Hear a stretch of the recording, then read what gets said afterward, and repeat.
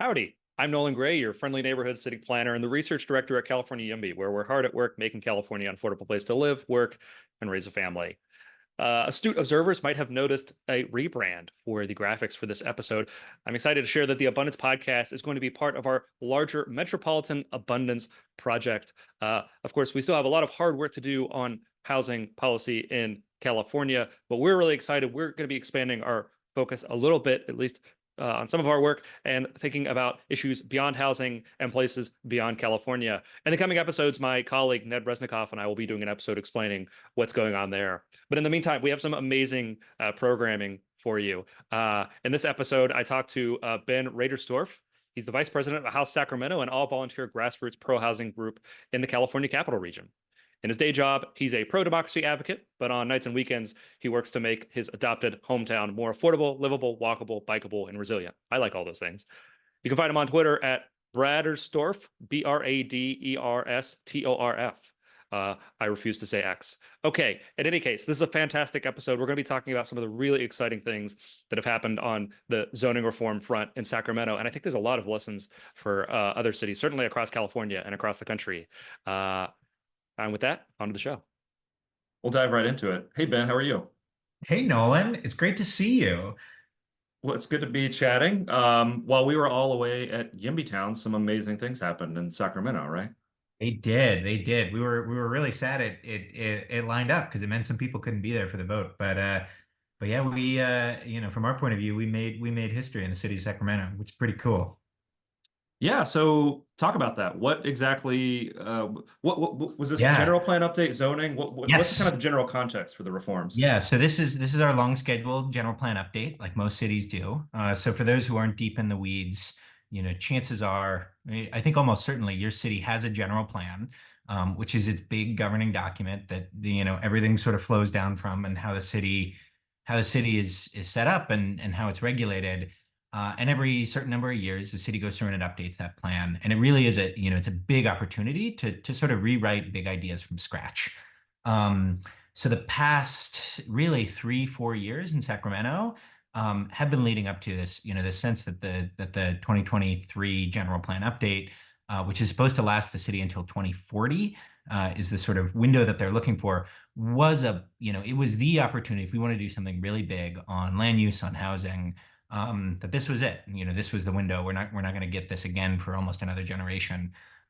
So what they did, and it's a long, complicated document that has about 5 different strategies, all of which are really important, and I'd love to get into.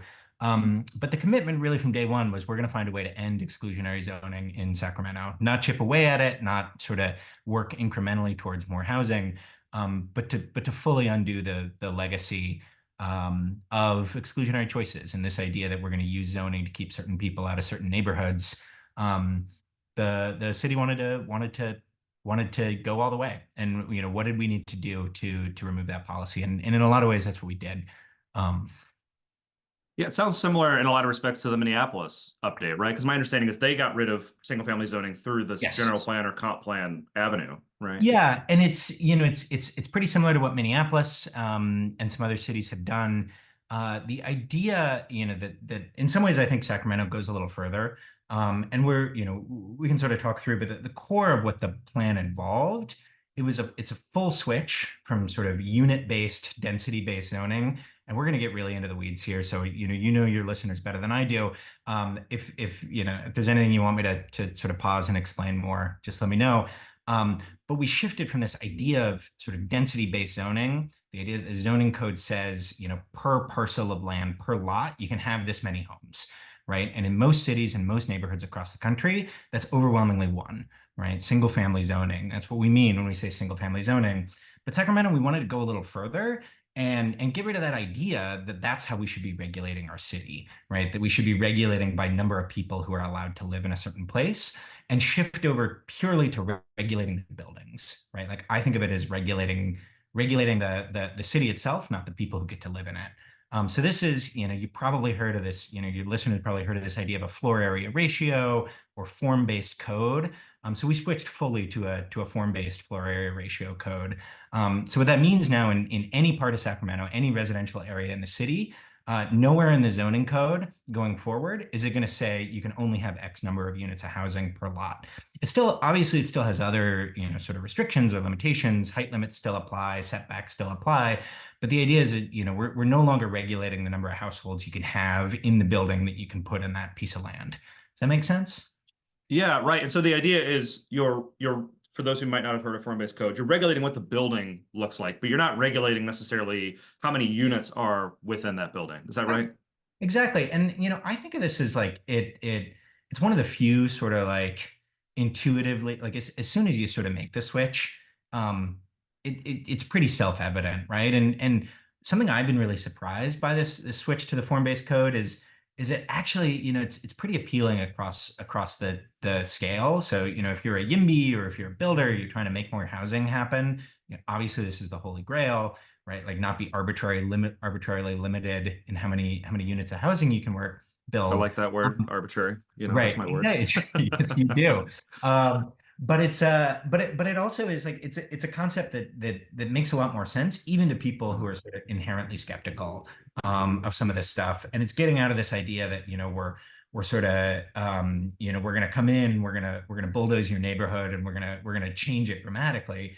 A lot of times when we talk about pro housing reforms, that's not what we mean at all, right? All we mean is that like, okay, if you can have an equivalent size single family home, right? Like you should be able to also slice that up into studio apartments, right? Like even if people have strong feelings about how their neighborhood looks and feels, which I know is true, um, there's no reason that we should be biasing, privileging single family homes at the expense of smaller, more affordable types of housing.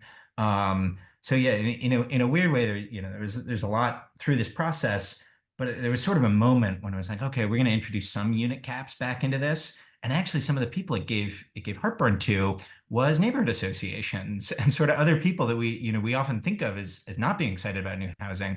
But for them, it said like, wait a second, we're gonna declare that my lot has to have a fourplex on it. And it's like, no, that's not what we're doing at all, right? Like the amount of housing that your lot can build is governed by the size of your lot. And that's a much more, I don't know, in a way, it's a much more approachable concept. Um, and again, because it's not arbitrary, right? Now every lot, the amount you can build on it is determined by the square footage of the lot, not sort of, some planner with a map said, okay, this is a 2. Yeah, well, and so on this point, was there any adjustment to the actual massing of the building made? I know that Yeah. that was one of the challenges with Minneapolis was they said we're Yep. getting rid of single family zoning, but we're not increasing the actual envelope, and so it was kind of hard to get additional units in these buildings. Yeah, so a bunch of different things that they're doing. Some of them are really, the boring but critical stuff like setbacks, and lot coverage ratios, all of which they're changing to make it easier to build small multifamily in these neighborhoods. But the other big thing that we really pushed for and we got is that we're basically doubling the allowable building within half mile of transit, right? So if you live within a 10-15 minute walk of a light rail station here, for our, as part of our climate goals, as part of our commitment to be a more sustainable city, we want to make sure that those are the areas where we're able to build the most housing. So those are areas, the floor area ratio now there is 2.0, which is really quite a lot. Mhm. Uh, A lot. and I mean, your typical R1 is going to be like 0.5, if that. Exactly. Yeah. Exactly. So and that's something we're seeing across the city. But I think the sense is, in most places in the city, you can at the very least see sort of 4 or 5 plexes. And in our really priority areas, we may see up to 8, 9, 10 units. That's exciting. Yeah. I mean, so the missing middle piece, it's been exciting because I think, we're in the stage now where, okay, we are all excited about like the first few cities to eliminate single family zoning, and it's slow to figure out exactly how to design this. But I feel like in Spokane and Sacramento, we're finally starting to see complete reform packages that are actually potentially going to yield some missing middle units. Totally, totally. And what I really like about it, and the sort of idea of switching to a form-based code, is that it's a permanent reform, right? Mhm. It's not You're not moving it up so that the next time you have a housing crisis, you got to move it up again, right? It's setting up this much more dynamic sort of regulatory framework where, if the pressure increases, well, then the dynamic response is you're going to see more smaller units built, right? And Mhm. that's a sort of free flowing thing. So all the city has to do is there's only one number that they have to adjust, which is sort of that floor area ratio versus this like, okay, now we got to consider if like the areas where we had duplexes, now do we want them to have fourplexes and that kind of thing? Like it's getting out of that sort of zero sum headspace entirely. Yeah, I love that. Or just the whole, I feel like the poverty of use zoning, right? Of trying to Yeah. come up with like how many units are appropriate on any given lot. And it's like, well, we kind of have to discover this, right? We don't really necessarily know, and it changes over time. And it I'm really depends on the lot, right? Like, yeah. it's this idea that we're going to sort of create one size fits all sort of patterns when, you walk around any neighborhood in any city, you're going to see big 10,000 square foot lots and then some, little ones in the corners and places. And, getting out of that idea that we're sort of going one by one and going, okay, how many homes can be on this lot? And rather saying like, let's just make a formula that's fair, that's impartial, big lot, more housing, small lot, less housing. It's not that hard.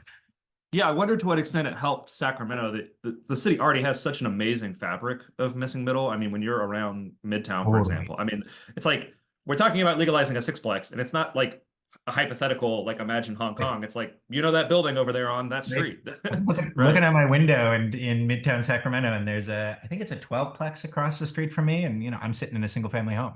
So yeah, Yeah, it. that's fantastic. I think that's a key part of it. But you know, it, I think that also, something that, I'm sure you feel this and notice this is that like often missing middle housing in every city is this sort of invisible presence there in the background, right? You walk around LA, you walk around San Francisco, you walk around Berkeley, California, you walk around East Coast cities, missing middle is everywhere. It's just all old, right? It's all buildings that were built in these neighborhoods in the 1940s, 50s, 60s before we started making them illegal.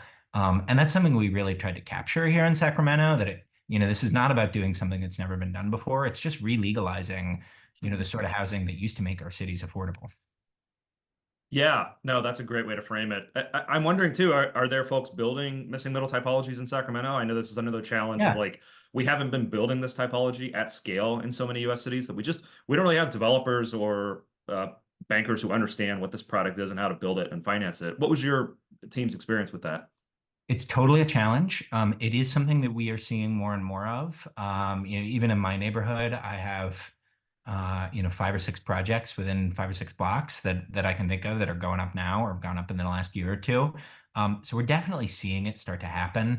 I'm really hopeful that, especially with these latest updates, we're just going to see a wave of new builders. And as you say, right, like we got to get out of this sort of economic model where the only housing we build is either big 5/1 apartment buildings or sprawling greenfield 300 single family home subdivisions. And that is going to take time, right? Like it's going to take time that people got to learn how to make money doing it, and we got to see a growing competitive market to build these things. We're starting to see it in Sacramento. We're hoping we're going to see a lot more. We've been talking about the missing middle piece a lot, but I mean, I think cities need a range of different types of Yeah. development, right? And you are just going to need apartment buildings. I'm wondering, how does the general plan update affect your typical mid-rise Yeah. multifamily? So in a lot of ways, actually, that's something that isn't so much in this general plan update, but only because it's something that Sacramento has already done a ton on. And the biggest thing, a change that was made, I think 4 or 5 years ago, is we switched to something that's called ministerial approvals, which again, really, really in the weeds language alert. We have to go there. Uh, It's the most we got to important go piece of there. California planning. Yeah. Totally. In a way, I almost think that this is potentially an even bigger deal than the ending single family zoning. And what this basically means is, we switched from a political to a depoliticized approval process. So how it used to work here and how it works in most cities, certainly in California, and I kind of think everywhere, is that project by project approvals go in various ways through elected officials, right? So whether that's, a sort of appointed planning commission or through your city council, right? You have some sort of step where somebody's making, again, a kind of arbitrary decision about whether or Mhm. not this building is appropriate or not. That's how it used to work. And interestingly, in Sacramento, there's always been a little more of a pro-housing culture. So it wasn't that even that projects were necessarily getting stopped. There wasn't a lot of sort of NIMBY organizing or any other thing about that. But it just adds this, delay and uncertainty and sort of ambiguity into the process that really discourages people from wanting to invest in big housing projects, right? If there's always a chance that somebody's going to make a stink and then the city council is going to decide to kill it for sort of arbitrary reasons. So what the city did is they shifted it. So now anything under, I think it's 200 units, doesn't go through planning commission or city council at all, right? It's a That's staff huge. based, again, what's called a ministerial process. And the way I think about it is, this is the same way we do any other sort of permitting or approval process in our local government, right? You want to put a sink in your basement, right? Like you don't have to go to the planning commission to like beg their permission to remodel your basement or something like that. And so we just started thinking about housing the same way we think about permitting a new local business, right? And we have zoning codes, we have building codes. These are objective standards. We can have staff, compare your application to the objective standard and say, okay, yeah, you meet all the criteria, you're automatically approved, or you don't, you're automatically denied. But like either way, it's not a political one. And what that ends up doing is it really de-escalates the sort of local politics around housing and makes it much more sort of fair, arbitrary, or not arbitrary, fair, objective, and efficient. And when it's predictable like that, we saw a huge wave of new multifamily getting built. And at this point, we've built enough sort of big new multifamily projects that now our biggest concern is that rents are dropping so fast that nobody's going to want to build housing anymore, which is the best possible problem to have. Yeah, no, that was kind of the funny element of Yimby Town, the discourse. It's like Austin kind of did just go on a Yeah, building tear, and now the exactly. rents are falling in real terms. Not even like slowed down rent growth is good, but like falling in real terms. And we're having this conversation. It's like, well, there are other reasons why we have to address these zoning issues. For example, in Austin, they're building a lot of housing, but they're building loads of parking, right? And it's like a lot of that's a function of sometimes historically it was a function of requirements or where the housing is being built. But to this point about ministerial versus discretionary. I mean, it's so key too because here in Los Angeles, every project over 50 units has to go through a discretionary review process, and so essentially almost all of your large apartment buildings have to go through this. And something that's been really beneficial in recent years is the local TOC program saying, well, we're going to give you a whole bunch of additional extra housing, and if you Right. blow past that 50 unit threshold, we're not going to make your project discretionary. We're still going to have it be ministerial.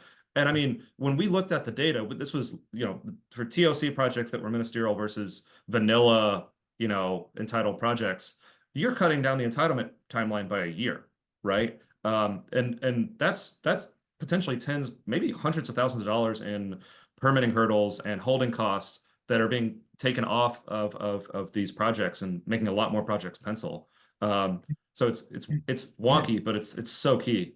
So important. And the other thing about it that I think is so key is like these sort of, the sort of accidental barriers to housing, whether it's uncertainty or whether it's delays, those sort of things. Like those are the things that are especially bad in times when the market's not good for building housing anyway. So there's a real compounding effect, right? So somewhere like right now, when interest rates are high, right? Like that makes it so much worse to have big delays in your project because you're potentially paying interest or you're sort of facing these compounding effects, right? So when the market's good, when it's easy to build new housing, like maybe it's not that big of a deal to make somebody wait an extra year. But when you're already facing headwinds, then it can just absolutely blow up in your face. Yeah, absolutely. Well, and I think it falls hardest too on smaller projects as well, Oh, right? I mean, if you're a small developer, you're a big multifamily national developer or a new subdivision developer, you've got attorneys on staff, you've got planners and retainer, right? You're fine. But you're small, I always say some guy and his cousin's yeah. fourplex builder, they don't have that. Or these might, in the California context, these might be builders who don't even speak English as a first language, or they don't have the sophistication with the permitting process that larger builders might have. And if you say to them, well, we're going to have you go through this long discretionary process where you're going to have to do CEQA and you're going to have to sort of have multiple public hearings and there's going to be back and forth negotiation. those You're gonna projects have to just be might not happen. politically connected. You're gonna have to like know your city council people. You're gonna have lobbyists. Like all of those things are ones that like big, empowered, wealthy, largely white developers are gonna be able to get around. But Right. like but like a first generation, builder crew that's, wants to do, their sort of first 8 unit project, they're screwed. Right. Well, and especially in a place like Sacramento, I mean, so many of our best neighborhoods were built by small local builders like that, right? Who we've totally wiped them out in California with all these processes. And I mean, I think we're on the same page on this, but this stuff is necessary but not sufficient, right? I mean, we have to rebuild our construction labor, we have to deal with construction costs, we have to address things like building codes. But the beauty of what Sacramento's done is they've said, well, at least we're not going to have one additional barrier to these types, especially these types of infill projects that are already pretty tough to Yeah. build. Yeah. Yeah. Yeah. Yeah. And I think about it in a lot of different ways. We've spent decades tilting the scales in the wrong direction, right? Mm. Tilting the scale towards greenfield sprawl, tilting the scale towards big single family homes, tilting the scale towards, big sort of, quasi corporate developers against the scale of small infill, local, um, diverse, right? Like the sort of housing that makes our cities, really wonderful and lovely to build in. We've been discouraging that for, half a century now, and we're really starting to see those consequences. Right. Right. I want to talk about a couple other things that Yeah. Sacramento, I think, did to clear the runway here. As I understand, Sacramento was one of the earlier California cities to completely eliminate parking requirements, right? That was, Yeah, we yeah. so it's been a sort of incremental process, and obviously, as you and listeners probably know, a lot of this has been done at the statewide level. In Hmm. California, parking minimums are now, essentially banned near transit in California, which does cover a lot of really high priority areas. But the general plan now fully gets rid of parking minimums citywide, which is a big deal. And I think about it, it's, parking minimums to me they're sort of a double whammy, right? Because on one hand, they're terrible for new housing. I think they add like 12% on average to housing construction costs, right? So think, you want to buy a new house, calculate out what a, sort of 12% um, addition on your housing price is going to be, right? Like that's what parking minimums do. But it's also, it's a climate death spiral, right? It's like when we are mandating parking, we are mandating the oversupply of parking, we're mandating that people live car-centric lives, right? We're forcing everybody to have a car, right? Because they're already paying for it. Um, and then, once we build our cities around this idea of we got to have enough parking, right? It becomes very hard to not have a car. It becomes very hard not to drive. And it sort of traps us in this death spiral mindset. And if we just get rid of them, right? If we just say, okay, if you want to live in a home without parking, you're allowed to do that now. And we see, I live a block and a half away from, I think it's a 180 unit project with no parking. No parking, Hmm. and the vast majority. I talked to somebody who lives there. The vast majority of people who live in that, it's brand new market rate, really beautiful apartments. Most people there, they work in downtown Sacramento. They're, state government workers or they work in the legislature, that kind of thing. And almost all of them walk to work. Hmm. They can do that because they're, again, they're not already paying for parking. Right. Right. Well, and I'm gonna keep. I'm a big Sacramento fanboy, so I'm gonna keep hyping up Sacramento because, yeah. So growing up, I actually had an aunt and uncle in Sacramento, so we visit somewhat regularly. It's Good. very sleepy, kind of Yeah. average town. They were both Yeah. state civil servants.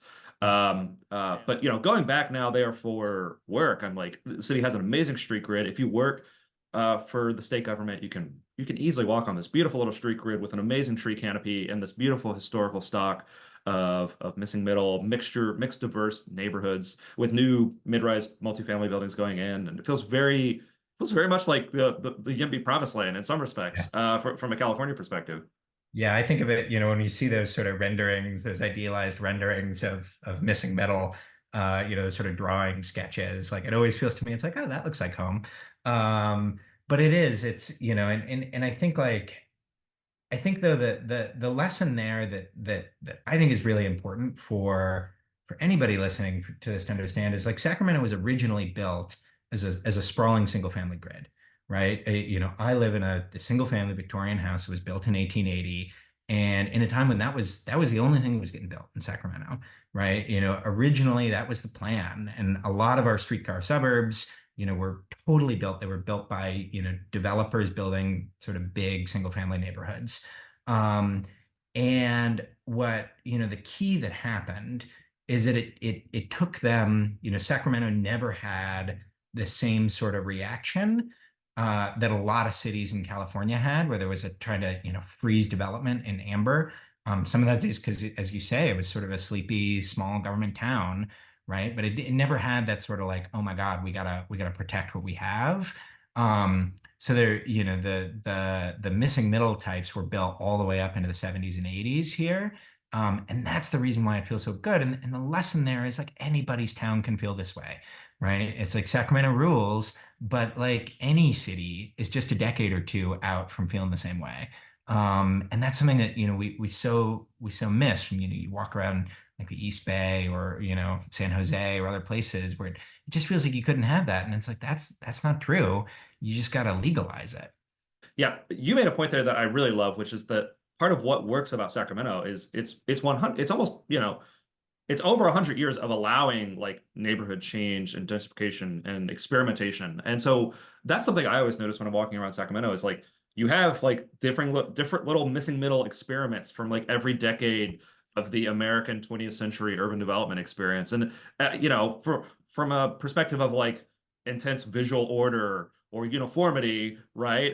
Doesn't have a lot for you. But from a perspective of like lots of little experiments and concepts and dreams embodied in all of these little buildings. Or, I mean, another thing I love with Sacramento is all the little, what we would call them now, we call them accessory commercial units, right? Yeah. I mean, you walk down many of Sacramento's great like shopping streets, and it's a bunch of old Victorian homes, not unlike what I think you live in, and with a commercial space that was built out at some point, right? And it was not this sort of like big master plan shopping district, but it ends up producing these granular experiences that are just so much more interesting than I think the typical American neighborhood.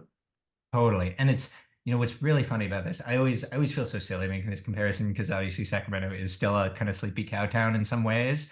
But when you walk around downtown Sacramento, like the closest thing to me in terms of, where else you sort of see this sort of experience in that, you're walking, it's not like there's a main commercial street. It's not like there's, like here's where the businesses are, here's where the people live. It's all mixed together, restaurants and little offices and multifamily apartments and single family homes.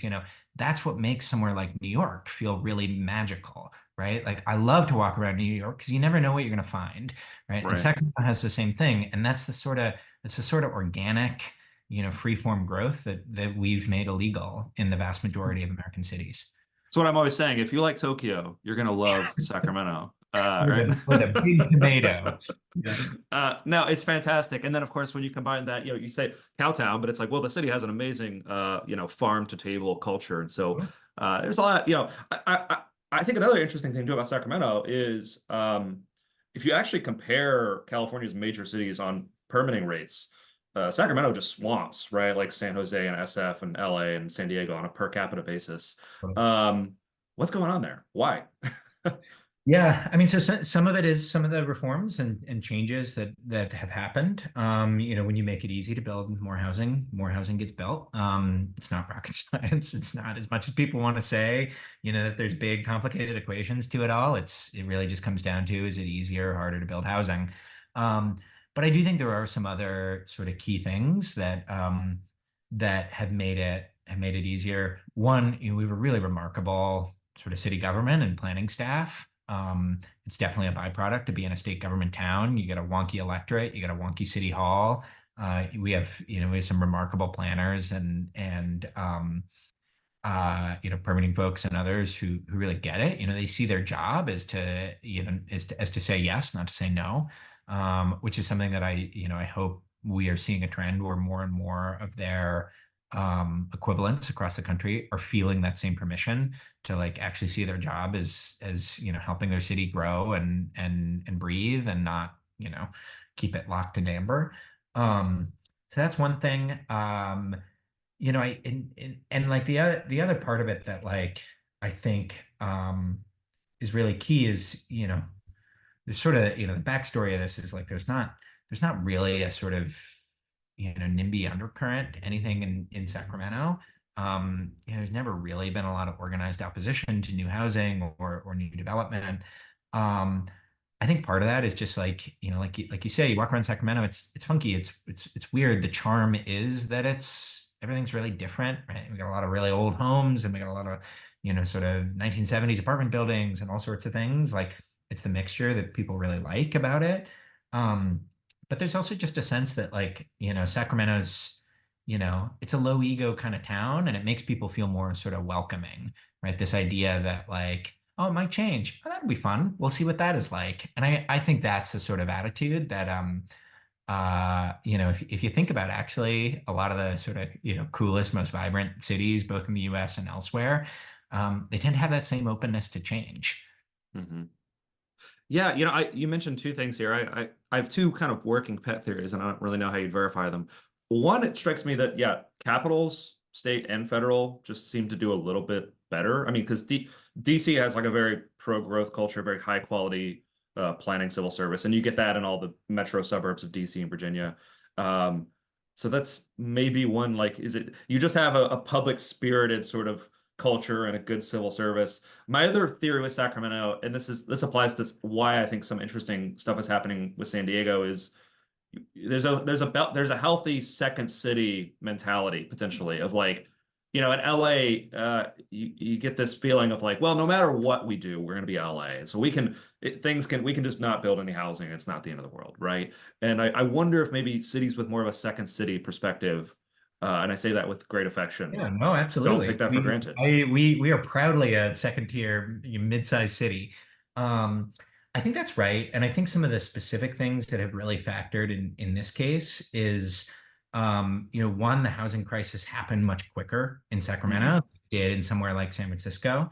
San Francisco has been a frog in boiling water for 15, 20 years now, where Hmm. rents just keep creeping upwards, and supply gets tighter and tighter and tighter.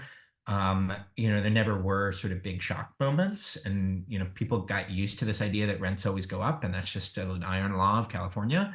Um, Sacramento saw, a sort of huge boom, both immediately before the pandemic, when it sort of, when frankly the Bay Area choking itself really started to spill over, but then also especially in the pandemic in an area of remote work, a lot of people really wanted to, you know, to move to a livable mid-sized city, and Sacramento saw a ton of that. So everything happened really fast. So it felt much more, we went from not having a big homelessness problem to 10,000 unhoused people on our streets in like 5 years, and so people are much more willing to like look at the problem in that situation. So this is all exciting. A lot of good ideas, right? A lot of YIMBY groups have good ideas. How did Housing Sacramento, House Sac, How's right? Sac? Yeah. House Sac, I always call it. Okay, it is just House Sac, right? How'd you pull it off? What's the story? That's a great question. I mean, first of all, it has been a years and years and years long effort, one that began even before I moved to Sacramento. So there's you could write a book on like any sort of slow creeping change that then happens all at once. Um, it's really hard to capture the sort of lessons all in one.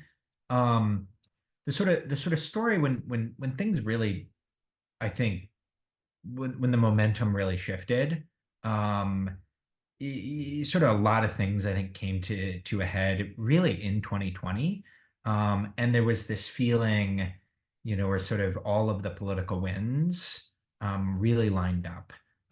So one, for a lot of city council members, actually, interestingly, the issue got a lot of purchase very quickly as a racial equity issue. Sacramento has a very deep and intense history of redlining, like most cities in California. And when you look at our old zoning maps and redlining maps next to each other, it's you're looking at the same map, which is pretty awful and horrifying. So there really was, a feeling in 2020 that this was something the city wanted to take more seriously. It was also the same year we had really terrible wildfires in Northern California. I think for a lot of people that made the climate crisis feel much more real and not just theoretical. We were all sitting, choking air for weeks and weeks and weeks at a time. So that I was think, literally when I moved to LA yeah, in September of 2020. Uh, exactly. yeah. That was that. Um, That was the, they call it an SF, they call it the red day or the orange day It or was something like awful. that. It was awful. It was, I Yeah. mean, it was so apocalyptic for a reason, right? Because these things are really scary, and it is a future that we all increasingly are going to live in. Um, and so, those two together, I think, you know, sort of galvanized a willingness to think bigger. Obviously, those are circumstances that are outside of anyone's control, but in terms of what House Sacramento and really the much broader ecosystem did, um, one, we really took a non-zero sum approach to talking about this. This is something that's, it's always kind of been true in the housing coalition in Sacramento, but I think it was especially true in the last few years. It's just finding ways to think and talk about this stuff it's not combative. It's not, who's wrong, who's right. It's definitely not pitting, market rate and subsidized affordable housing against each other. But really, trying to build a more sort of truly inclusive vision for the future, right? And leaning into that idea of inclusion as not just what we are trying to build in a policy sense, but also how we're gonna do politics around it. So that was one. If you pay attention to the House Sacramento Twitter account or that sort of thing, we've really made an effort to bring to it that sense of optimism that I think is really true about the YIMBY movement, that it's fundamentally very optimistic, that it is built on the idea that things can be good for everyone, and so we really tried to channel that. We did a lot of the things that YIMBY groups do. A lot of doing the hard work of showing up at planning commission and city council and workshops, and just being the people in the room and saying the same thing over and over again, and not getting too triggered when people say dumb stuff. And just calmly, Oh, they patiently. never say dumb stuff at planning hearings, Never, Ben. What are you talking never. about? Nobody has bad takes on housing. Um, but we so that was sort of the first stage, but I think where things really shifted is we really started to build strong relationships with both elected officials and with city staff. And we made a deliberate choice that we were going to see city government, both political and career, as our allies, as people that we want to, we need to be thinking about this from the same point of view as us. And I think that's something that, I know I've had that same instinct in the past to sort of see, planners as always the obstacle, or as, sort of people we're fighting against. But the honest truth is it's not true. That unless we want to do everything through big sweeping sort of statewide legislative reforms, like we got to have allies, and we got to have people in planning departments and in city councils and planning commissions who not only are willing to go along with this stuff, but fundamentally get why it's the right decision. So Well, and I really, love that I love that you, because I think you're exactly right. A lot of YIMBYs maybe have an antagonistic relationship with planners, or they go to the planning hearing and they see the planner as the person who represents the status quo set of rules. We exactly. had a great planning, pro-housing planning panel at Yeah. YIMBY Town, and Dov Caden was actually on it, who's a Yeah. planning commissioner in Sacramento and a House Sac member and a regional planner in the area, and just trying to make this case to, YIMBYs like, hey, there are almost certainly people in your local planning department who like what you're doing and want to help you. And a productive relationship can advance policy reform so much more rapidly than an antagonistic relationship or a negative one. And the other thing I think that's so true is, like, even to the degree where you feel like there are obstacles in City Hall, often those are people who know that you are right, but feel like Mm, they're not politically able to go as far as you want them to. So the other thing that we really that's a tried to really good point. we really Yeah. tried to work on, was proving both to city council and to staff and to planning commission, that a lot of the sort of boogeymen, the political boogeymen that a lot of us sort of assume are out there, that housing is an overwhelmingly unpopular issue, and that if the NIMBYs just organize, they're going to vote you all out of office. Um, that's an assumption that almost every local elected official in America has, right? That if this is a third rail, and that if they touch single family zoning or whatever it is, they're going to get blowback and it's going to cost them their jobs. And that impression is enormously constraining. And so what we really work to do is try to really show that there was a strong political constituency in the other direction, right? And really bringing people out to show up, to, both be there in support when people do good things, but even sort of commit to make voting decisions based on this issue and that sort of thing. But then also, the sort of something that's really happened here, and I suspect is sort of how it has to happen everywhere, is you're building trust, right? So Mhm. you are showing that, okay, if you take one step, world's not going to end, right? Sky's not going to fall. You're not going to get voted out of office, and actually, people are going to be pretty happy about it, right? You Mm. go to your local Reddit, and people are going to be like, hey, yay, more housing. That seems great. And then the next step, and then the next step, and I think, like, if there's anything that the Sacramento example shows, 80 something percent of Sacramento, as much as the party Sacramento that you and I love is a, very mixed use, mixed density, the old part of the city, still the vast majority of the city is single family homes, right? And so, the fact that the boogeyman does not exist here, it also probably doesn't exist, at least to the same degree, in your city too. And finding ways to build that trust with your local electeds, that that they can do the right thing on this issue, and it's not going to cost them their jobs. Yeah, I think that's so key. I mean, at the state level, I think that's partly what's happened with things like ADUs, right? Where it's like 2017, ADUs are first legalized. It's like, oh, the people are going to be out with pitchforks and torches. And then ADUs start getting built, and everyone's like, oh, I love this. Can you make it Yes, even easier for me to build an totally. ADU? And Absolutely. I mean, yeah. my favorite example there is, Scott Wiener, right? Scott Wiener represents what is arguably the most NIMBY constituency by any objective measure in the United States, right? Like, there is certainly no Senate district in California that should be more hostile to Scott Wiener's politics and to the agenda that he has pushed here in Sacramento. And last night, he just got reelected with 70% of the vote, right? So it turns out that actually even his constituents, this is what they want. They, if they're not actually seeing progress, right? If people are just talk, no action, then yeah, people are going to be pissed, and it's not going to play out for you. But if you're willing to actually do the work to, deliver more housing for your voters, they're going to reward you for it. And Well, that's where that's so true. Yeah, I mean, you poll people and you ask people, this is the number one quality of life issue, certainly in California and increasingly across the U.S., right?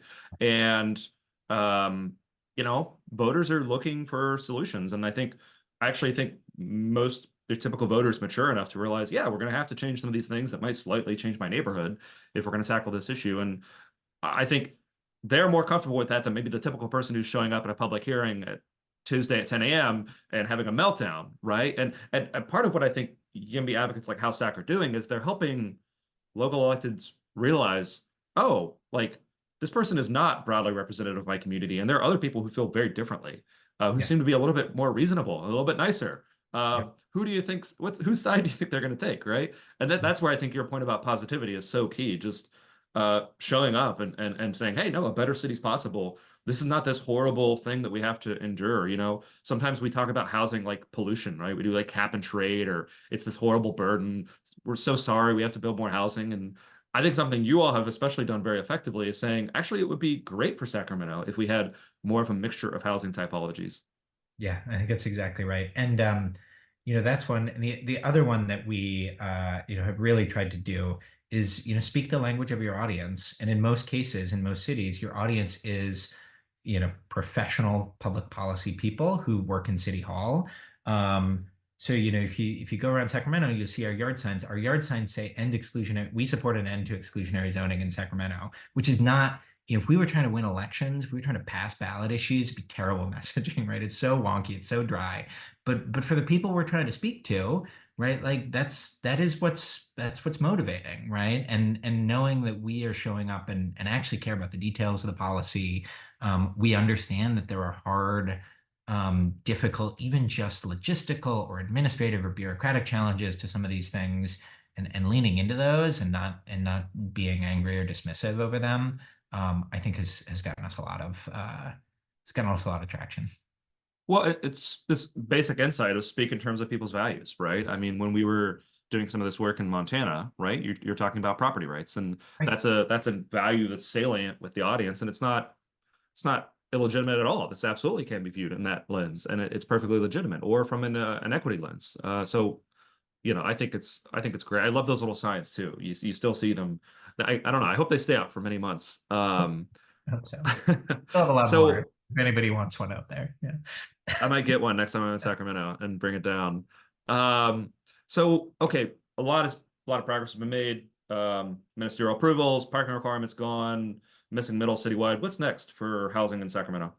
Yeah, so I mean the short term is, we've passed the policy. Now we got to get the details right. So everything from here, like any city, we've passed the general plan. Now they, have to go through with a fine tooth comb everywhere in the zoning code and update everything. It's going to take some time, right? We're probably not going to see, sort of the wave of new projects that we hope to see until probably end of this year, early next is when we expect the city to start issuing permits for those. So that's the first priority. But then after that, I think I think it becomes sort of the next level, right? Like we've removed a lot of the obstacles to housing, which is one component of building a thriving, vibrant, livable city. There's a lot more that we need, right? So one of the biggest issues, like most issues in California, is how do we find more money for subsidized housing, right? We have 10,000 people who sleep on the street every night in Sacramento. And, I know, as you know, and most of your listeners probably know, once somebody becomes homeless, it is so much more expensive to get them back into housing. It's a real policy failure, and we got to pay for that mistake.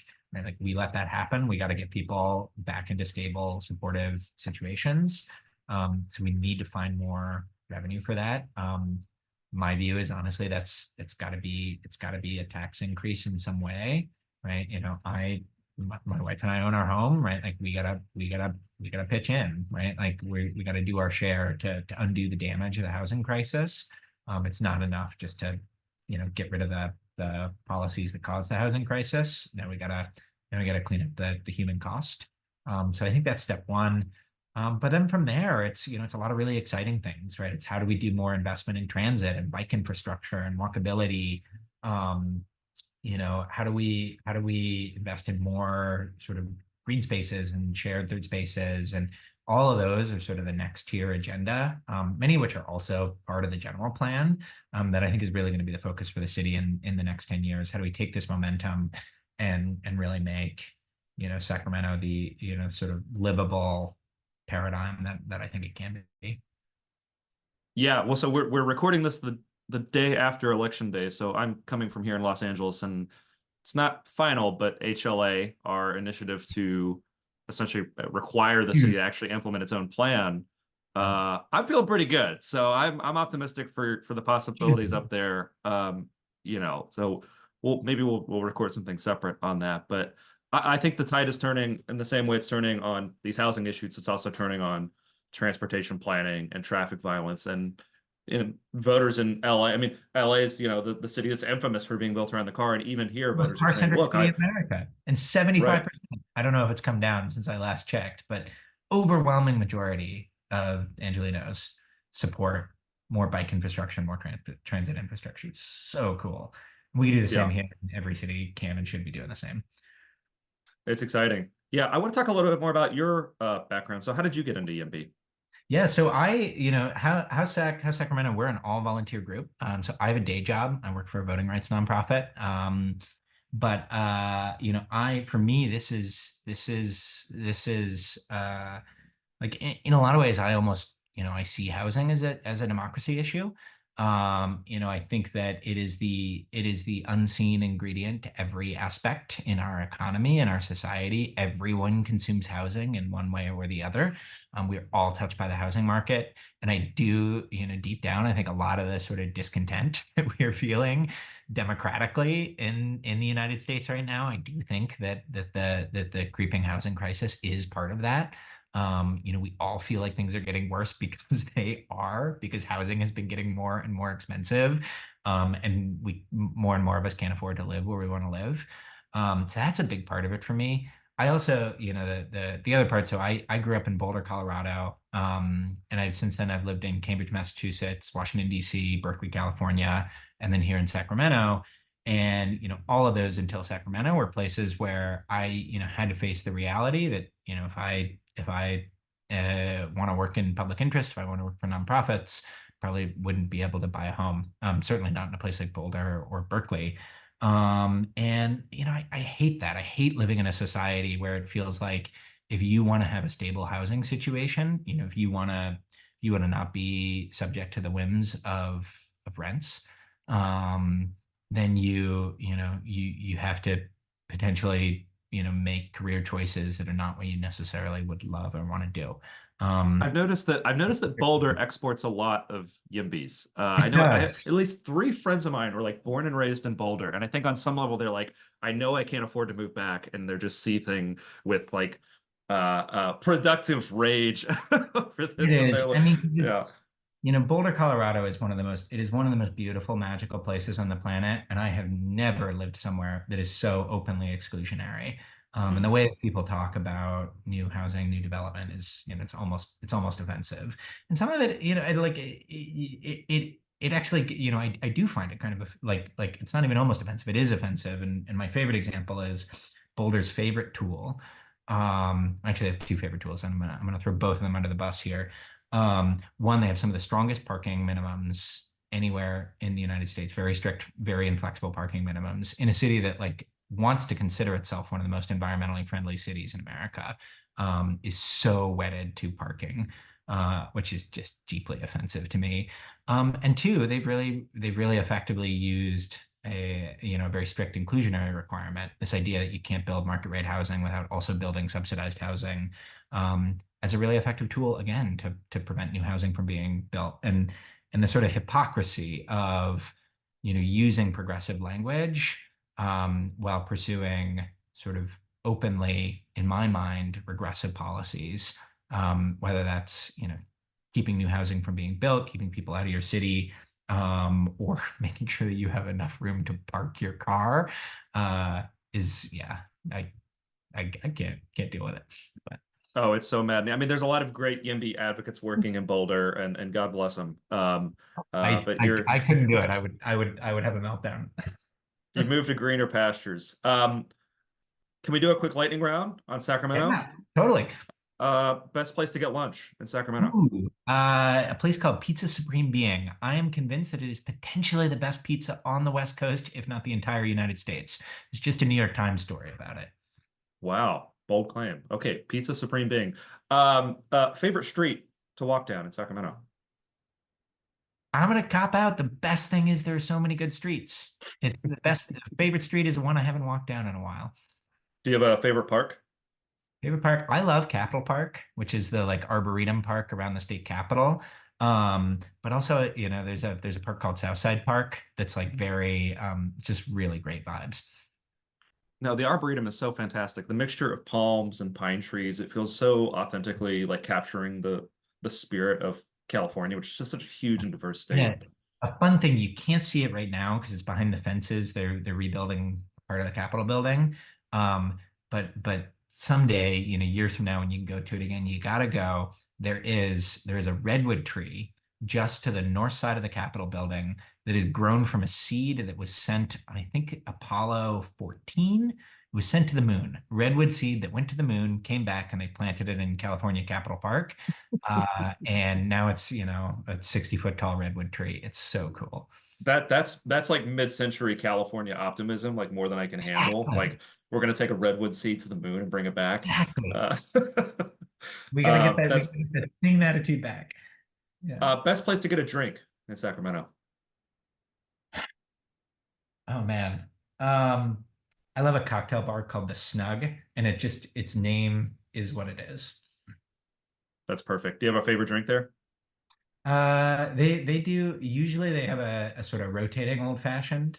Every month it's something new, slightly different, which is it's almost always exceptional. Perfect. Ben, well, next time I'm in Sacramento, we'll get one of the rotating old fashions, and we'll talk Yeah. about all the amazing things that have probably been accomplished between then and now. Um, I think I speak for a lot of UMBs when we say thanks so much for the work that you and so many other people are doing in Sacramento. I think it's just expanding the realm of possibilities for so many other cities. So where can folks find you if they want to get connected with you, or maybe they want to learn more about what you all have been up to? Yeah, they can definitely find me on Twitter. I'm pretty sure I'm the only Ben Raderstorf in the entire world. So hopefully I'm not too hard to find. You can find HowSac at howsac.org. Um, and the other group, which we're happy to make introductions, for those of you out there who do work in city government or work in partnership with city government, if you are not calling up the community development department in Sacramento to ask their advice, to get their details, to find ways to copy what they're doing, you're not doing your job very well. So we're happy to make introductions, but you can absolutely find them on the City of Sacramento website. We've got some incredible planners and civil servants and local electeds, and they're the ones who deserve the credit, right? Us advocates, we're the ones who get to come and talk about it, right? But they're the ones who put in the hard work to really make this happen. So go find them, go listen to what they have to say. Love it. Well, Ben, thanks for coming on Abundance. Thank you, Nolan. Great to talk to you.